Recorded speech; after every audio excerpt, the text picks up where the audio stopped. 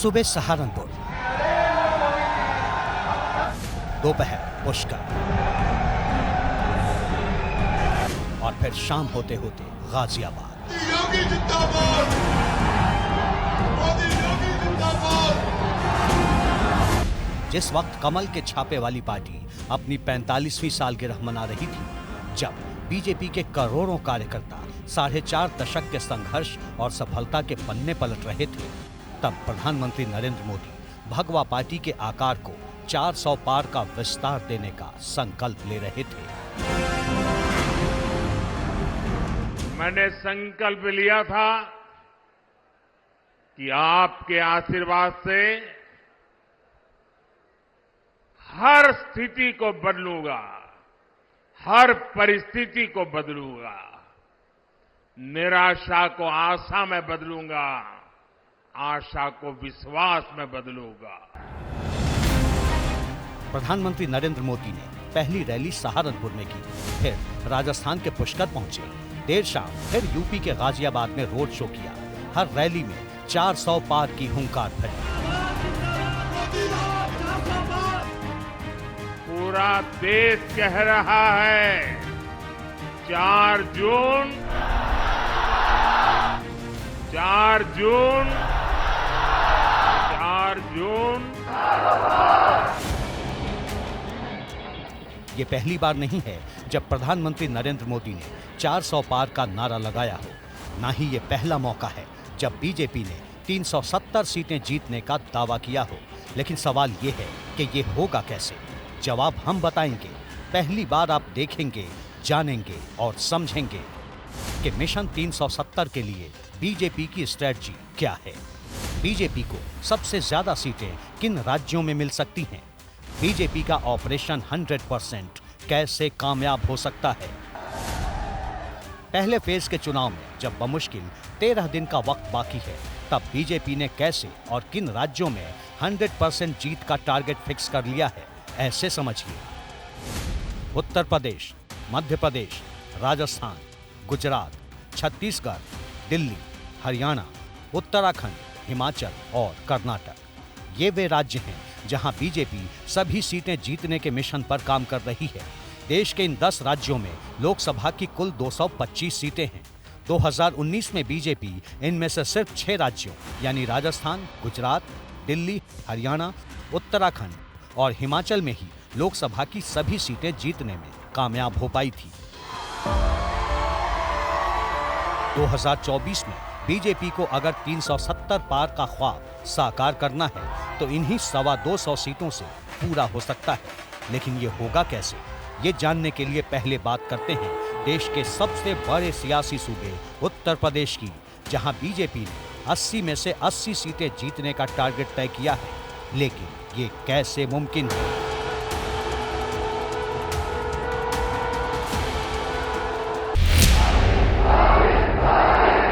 दिल्ली की सत्ता का रास्ता यूपी से ही होकर जाता है। ये वो सूबा है जहां से प्रधानमंत्री नरेंद्र मोदी 2 बार से सांसद हैं और तीसरी बार चुनाव लड़ रहे हैं और यूपी में तूफानी रैलियां कर रहे हैं, 400 पार की हुंकार भर रहे हैं। कांग्रेस की सरकारें जो कई दशकों में नहीं कर पाई, वो भाजपा ने 10 साल में करके दिखाया है। और इसीलिए ही पूरा देश कह रहा है 4 जून 4 जून 4 जून 4 जून। मोदी मोदी। चुनाव तारीखों के ऐलान के बाद प्रधानमंत्री ने यूपी के मेरठ से ही प्रचार की शुरुआत की थी और फिर सहारनपुर में रैली की, गाजियाबाद में रोड शो किया। आगे भी कई रैलियां होनी हैं। सवाल ये है कि यूपी पर बीजेपी का इतना फोकस क्यों है? जवाब है 2019 के नतीजे। 2019 में बीजेपी जिन सीटों पर हारी थी, उनमें बिजनौर, अमरोहा, मुरादाबाद, संभल, रायबरेली, घोसी, लालगंज, जौनपुर, अंबेडकर नगर, गाजीपुर, श्रावस्ती, मैनपुरी, सहारनपुर, आजमगढ़, रामपुर, और नगीना, इन 16 सीटों पर उसे हार मिली थी। इनमें से 10 सीटों पर बीएसपी, 5 पर समाजवादी पार्टी और 1 पर कांग्रेस ने जीत दर्ज की थी। पहले चरण में सहारनपुर, कैराना, मुजफ्फरनगर, मुरादाबाद, रामपुर, नगीना, बिजनौर और पीलीभीत लोकसभा सीट पर 19 अप्रैल को वोट डाले जाएंगे। 2019 में इनमें से 5 सीटों पर बीजेपी को हार मिली थी। इतना ही नहीं, कई सीटों पर बीजेपी की जीत का अंतर बेहद कम था। मछली शहर सीट पर बीजेपी के भोलानाथ ने बीएसपी के त्रिभुवन राम को सिर्फ 181 वोटों से हराया था। सुल्तानपुर में मेनका गांधी बीएसपी के चंद्रभान सिंह से सिर्फ 14,526 वोटों से जीती थी। मुजफ्फरनगर में अजित सिंह को बीजेपी के संजीव कुमार बालियान ने 6,526 वोटों से हराया था, जबकि बागपत से जयंत चौधरी को बीजेपी के सत्यपाल सिंह ने 23,502 वोटों से मात दी थी। कन्नौज में समाजवादी पार्टी के मुखिया अखिलेश यादव की पत्नी डिंपल यादव को बीजेपी के सुब्रत पाठक के हाथों 12,353 वोटों से हार का सामना करना पड़ा था। इसलिए बीजेपी साल भर पहले से ही इन सीटों के समीकरण साधने में जुट गई थी। 9 सीटें ऐसी भी थी दयाशंकर जिसमें 25,000 का मार्जिन था जो आप जीते पिछली बार, तो ये थोड़ा क्रिटिकल मार्जिन होता है। इसके लिए क्या कर रहे हैं कि इसको बढ़ाया जाए?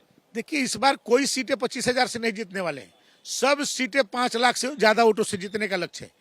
अब 1000 में काउंटिंग नहीं है, लाखों में बात करिए, लाखों में हम जीतेंगे। कोई सीट ऐसी नहीं है जो हम लाखों से कम जीतें। आज लोगों के पास प्रत्याशी नहीं मिल रहे हैं और भारतीय जनता पार्टी उत्तर प्रदेश की 80 की 80 सीटें जीत रही है।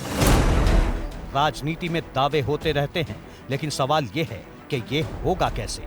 ऑपरेशन 100% के लिए बीजेपी की क्या तैयारी है? जवाब ऐसे समझिए। बीजेपी ने इस बार हर बूथ पर 370 प्लस वोट का टारगेट सेट किया है। हर बूथ पर पिछले चुनाव में मिले वोटों से 370 वोट ज्यादा जोड़ने का लक्ष्य रखा गया है। इसके लिए बूथ अध्यक्षों को जिम्मेदारी दी गई है। राज्य के कुल 163,000 बूथों पर बीजेपी इसी रणनीति के तहत काम कर रही है। बीजेपी का पूरे प्रदेश में टिफिन बैठकों का भी प्लान है।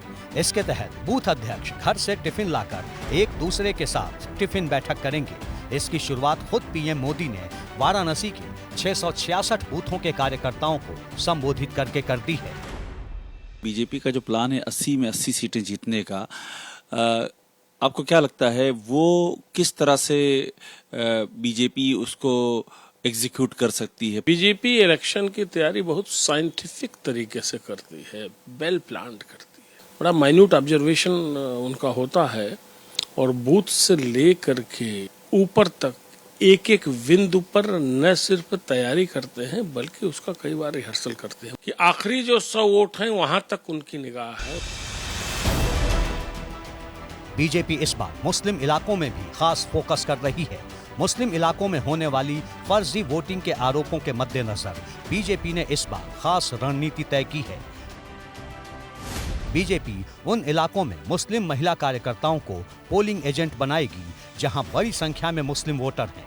उत्तर प्रदेश में ऐसे 20,000 बूथ चिन्हित किए गए हैं और मुस्लिम महिलाओं को पोलिंग एजेंट बनाने के लिए ट्रेनिंग भी दी गई है। पार्टी के अल्पसंख्यक मोर्चे को इसकी जिम्मेदारी दी गई है। इसके साथ ही केंद्र और राज्य सरकार की योजनाएं बीजेपी के लिए ट्रम्प कार्ड साबित हो सकती हैं। यूपी की 20 करोड़ आबादी में करीब 15 करोड़ वोटर हैं। माना जाता है कि इनमें से 13 करोड़ केंद्र की योजनाओं के लाभार्थी हैं। 2022 में यूपी में बीजेपी की ऐतिहासिक जीत के पीछे लाभार्थियों को ही माना जा रहा था, लेकिन क्या यही फॉर्मूला 2024 में भी बरकरार रहेगा? ये तो 4 जून को ही पता चलेगा। लेकिन यूपी की पब्लिक क्या कहती है? क्या लग रहा है आपको, मतलब मुकाबला किससे होगा? क्यों पड़े हो चक्कर में, कोई नहीं है टक्कर में। भाजपा ही भाजपा, 4 जून 400 पार।